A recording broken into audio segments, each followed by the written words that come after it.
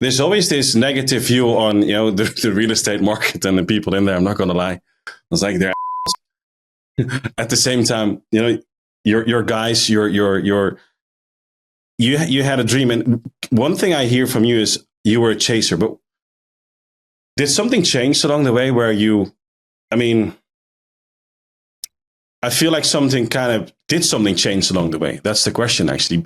Did you become a chaser there, or were you already a chaser? But yeah, I don't know. Yeah. Because I like to be quite candid with you, like throughout my 20s, minus a few good scores in poker, I never had more than $5,000 in my bank account, like ever. I've talked pretty openly about that. Like, I was living literally paycheck to paycheck. And there was a point in my life to where I was coming back. I did internships for golf in Tahoe and came back, lost all my money in Vegas, didn't have a job lined up in Arizona to finish up at ASU. And like, I had to go to like my little sister's house just to eat food, dude. Like it was to a point to where it was pretty wild, to where it got tough. My parents didn't have extra money at the time. And, I kind of had to take a look at myself, but that was kind of the tough times. But as you're saying, I always like believed in myself, but I never think I found the right people that believed in me. Cause like once I got in my later 20s and went back to school to finish up school, I kept meeting all these people that were making a bunch of money. And in my head, I didn't say this externally, but I'm like, they don't seem to be like all that much smarter than me, or they don't seem to be like, like what do they have that I don't? And I came to realize it was just getting an opportunity to go be successful and work hard. And I never really got that opportunity. And I'm, such an idiot. And you talk about the perseverance. It took me like 10 years to graduate high school. I got my AA, and then I kind of went to ASU and was dicking around. I just refused to give up. Like, that's just like, it may take me longer, but I'm not a quitter. I won't do it. And I got to a point to where once I finally got around a person that believed in me, that gave me an opportunity, then the sky was the limit for me. The belief and the confidence kept growing and growing and growing. And I was just absolutely obsessed with it. Then once I got to become like a leader and start pouring into people and build a team, like I was just obsessed with how can I get better at it. And I just started reading a lot more. And that was another big change for me, was being way more curious and learning about self-development, learning about business, learning about leadership, learning about SaaS. Like I didn't know anything about software. I was a real estate guy. I didn't even know what an account manager was, an account executive was, I knew nothing. I just knew what I wanted to go build, and I can make a bunch of money if I find the right people. That's all I knew when I first started software. I knew nothing, nor did my partners. None of us were software technical. None of us. There's this quote that's keeping me up sometimes, which is dumber people are doing better than you, because they don't have the thresholds. And I'm not saying dumb as in idiots or whatever. No, everybody has their own. But the overthinkers, the people that know too much sometimes, are too bothered by things. And one thing I've learned in life, and you spoke about your personal developments, the books and everything else. I've gone through this process recently. And that's why I'm starting this podcast. But one of the things I've really learned is just do it, right? There's this little thing inside of the back of my head, which was always doubting. And you talked about it, like maybe feeling like an imposter, maybe, not being confident enough to do, or fearing potential failure. Well, look, let's fail. Let's fucking fail. What does it matter?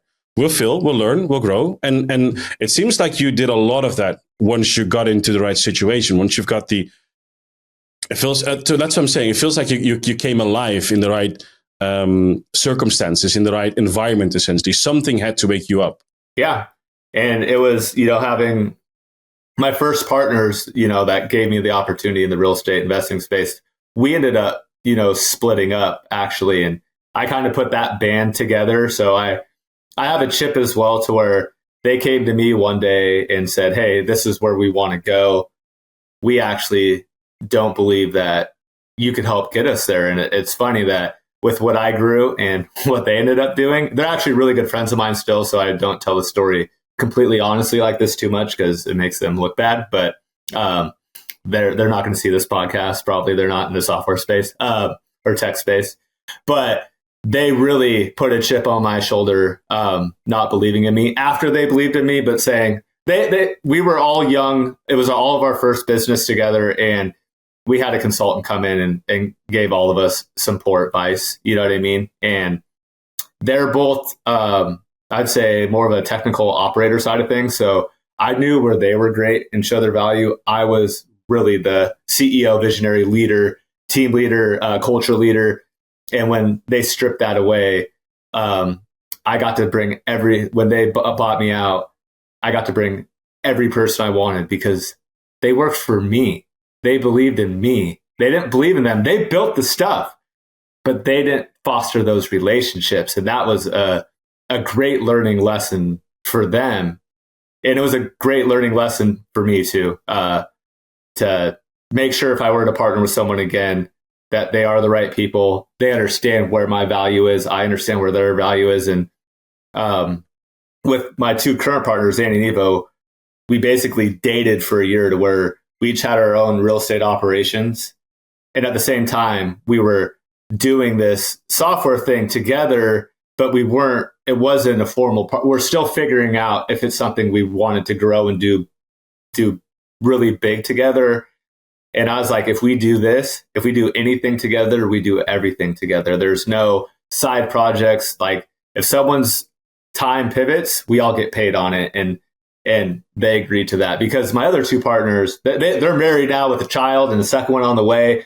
They started dating. So then I started getting like pushed out of decision making, and they wanted to flip houses on their own. I'm like, so do I just like work for you? And you guys go do this other stuff together? Like I was like, that's not fair to me. So I had a pretty big chip on my shoulder. And I dug into that probably the first 3 or 4 years when I was really building this to really not just prove to them, but prove to myself that like I do got something special and I'm gonna fucking show you. I do have that cold nature to me as well. I'm hyper competitive, and I'm not like that anymore with them. Like, but they really fueled me to prove to them that like you guys made a mistake. I think there's nothing better motivated than somebody talking you down if you got that spirit.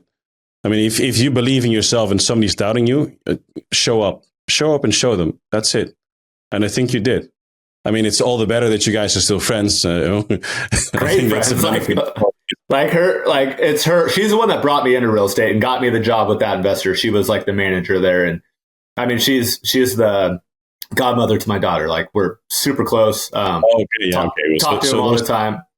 It took about a year, to get to a friendship again. Like my feelings were definitely hurt, but like I loved both of them to where it's like I wanted to squash it, but I still had that chip. Like it still bugged me, but it didn't mean that I still couldn't appreciate them and we could work past our things. And they were so mad that I would just always bring it up. And they're like, dude, you like get the fuck over it. And I'm like, okay, like I'm definitely over it. I don't think I've even told this story in probably like 3 years of like kind of one of those big whys early on was definitely not being believed in by people that believed in me, but they didn't not believe in me, but they wanted to grow this big thing. And as I said, they got bad advice. They came to me and said, we were fucking wrong. They're like, obviously we made a mistake, but I still don't even listen to that part. I was like, nah, you don't believe in me. I'm going to go show you. I'm just stupid, crazy, honestly.